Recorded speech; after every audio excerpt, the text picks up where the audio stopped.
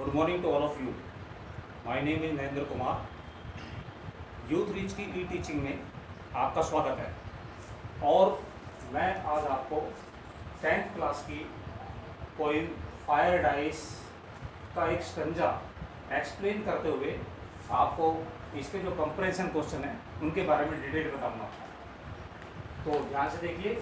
But if it had to perish twice, कवि कहता है संसार के बारे में, अगर इस संसार को, इट वर्ड के लिए, संसार के लिए है, if it had to perish twice, यदि संसार को 2 बार तबाह होना है, पेरिश मीन्स तबाह होना, विनाश होना, अगर संसार को 2 बार नष्ट होना है तो आई थिंक, कवि कहते हैं कि मेरे विचार से, I know enough of hate, मैं जहां तक जानता हूं हेट पर्याप्त है, नफरत बहुत है संसार को नष्ट करने के लिए, to say that for destruction ice, ये कहा जा सकता है कि आइस का सिंपल मीनिंग होता है बर्फ, डिस्ट्रक्शन का नाश, कि बर्फ के कारण नाश हो सकता है।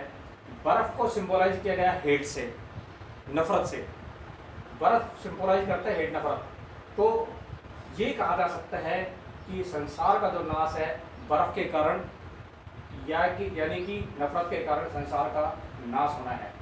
इज आल्सो ग्रेट, ये जो नाश होगा, ये जो नष्ट होगा, संसार की तबाही होगी, ये बहुत ही बड़ी तबाही होगी।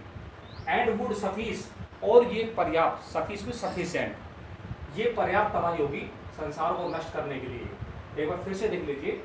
But if it had to perish twice, यदि संसार को 2 बार नष्ट होना है, 2 बार तबाह होना है, तो आई थिंक, मेरे विचार से, I know enough of it, ये जो नष्ट होना है इसके लिए नफरत ही काफ़ी है। To say that for destruction ice, इसलिए कहा जा सकता है कि बर्फ के कारण संसार का विनाश होगा। इज आल्सो ग्रेट, वो भी बहुत बड़ा विनाश होगा। एंड वुड सफिस, और जो विनाश होगा वो पर्याप्त होगा। आइए क्वेश्चन देख लेते हैं इसके, जो comparison questions examination point of view से इंपॉर्टेंट है, वो क्या क्या क्वेश्चन पूछे जा सकते हैं। फर्स्ट क्वेश्चन आपसे इसका जब पूछा जा सकता है, what is it in the first line. First line को ध्यान से देखें कि इट वर्ड है यहाँ पर। What is it in the first line, first line में जो इट वर्ड यूज किया गया है वो किसके लिए इस्तेमाल किया गया है। तो इसका आंसर हो सकता है it stands for the word, जैसे कि हमने लाइन में पढ़ा कि संसार को तबाह होना है, तो इट स्टैंड्स फॉर वर्ड, ये जो इट वर्ड है ये संसार के लिए इस्तेमाल किया गया है। Second question, what does the poet know enough about, कवि किस चीज के बारे में पर्याप्त जानता है। What does the poet know enough about, कवि किस चीज के बारे में पर्याप्त जानकारी रखता है। तो the poet knows enough about hate, कवि जो जानकारी रखता है पर्याप्त रूप से वो है नफरत। नफरत का बार बार जिक्र किया जा रहा है, आइस का इस स्टंजा में बार बार जिक्र किया जा रहा है। ये बताया जा रहा है कि संसार का नाश इस पैराग्राफ के अकॉर्डिंग, इस स्टंजा के अकॉर्डिंग किस चीज से नाश होना है, वो है हेट, नफरत। How is I sufficient for destruction, how means कैसे, हाउ इज आई सफिशिएंट, किस प्रकार से बर्फ पर्याप्त है, फॉर डिस्ट्रक्शन, नाश के लिए, विनाश के लिए, संसार के नाश के लिए ice, I stands for hate. मैं बता चुका आपको ऊपर कि हाउ, जो आइस है वो सिंबलाइज करता है हेट को, नफरत को। How is I sufficient for destruction, किस प्रकार से बर्फ जो है वो विनाश के लिए पर्याप्त है।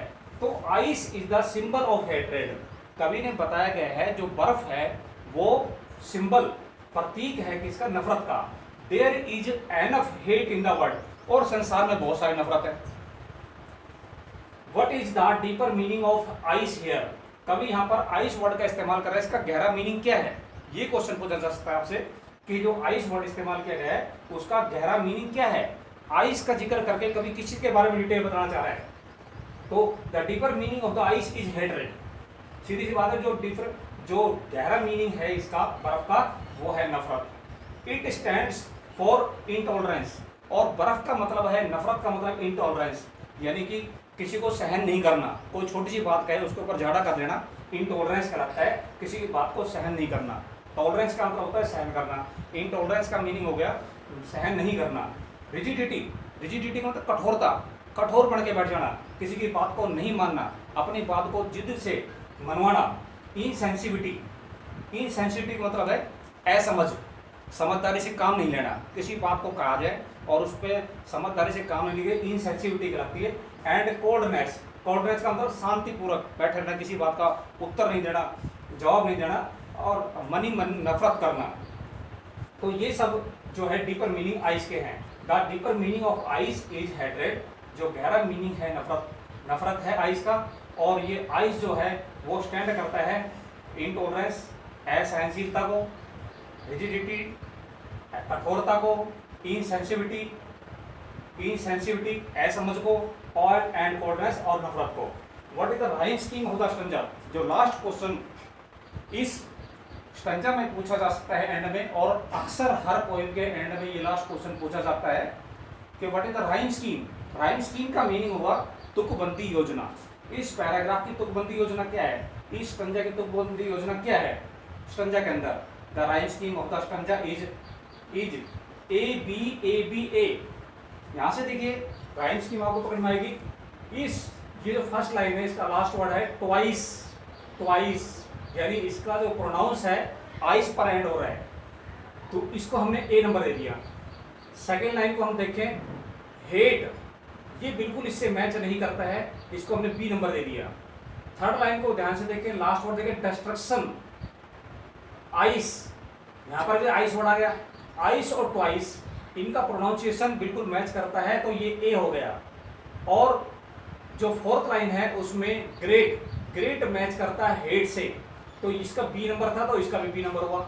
And would suffice, suffice word, suffice, suffice भी कह सकते हैं, सफीस वर्ड, ये मैच करता है आइस से। ट्वाइस, आइस, स्पाइस, इन सबको ए नंबर दिया। हेट और ग्रेट इनको बी नंबर दिया, बी नंबर दिया। इस तरह से जो इसकी राइम स्कीम निकल कर आती है ए बी ए, ये इसकी राइम स्कीम है। और स्टूडेंट्स आपसे राइम स्कीम के अलावा राइम वर्ड्स पूछे जा सकते हैं, जो कि इसमें क्वेश्चन नहीं दिया है आपको।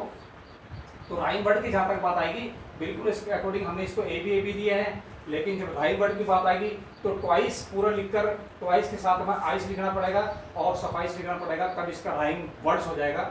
हेट के साथ ग्रेट जोड़ेंगे तो ये इसका इससे मैच अप हो जाएगा, यानी कि ये जो वर्ड्स हैं राइम वर्ड्स कहलाएंगे। राइम स्कीम और राइम वर्ड्स में ये फर्क है, सिर्फ इसमें हमें वर्ड्स न देकर सिर्फ अक्षर देने हैं और इसमें पूरा वर्ड्स देना है, राइम वर्ड्स। तो आई होप आप ये सब कुछ समझ गए होंगे, और समझने के बाद प्लीज़ बहुत सारे कमेंट्स दीजिए और वीडियो देखने के बाद ओके ज़रूर क्लिक कीजिए। Thank you, have a nice day.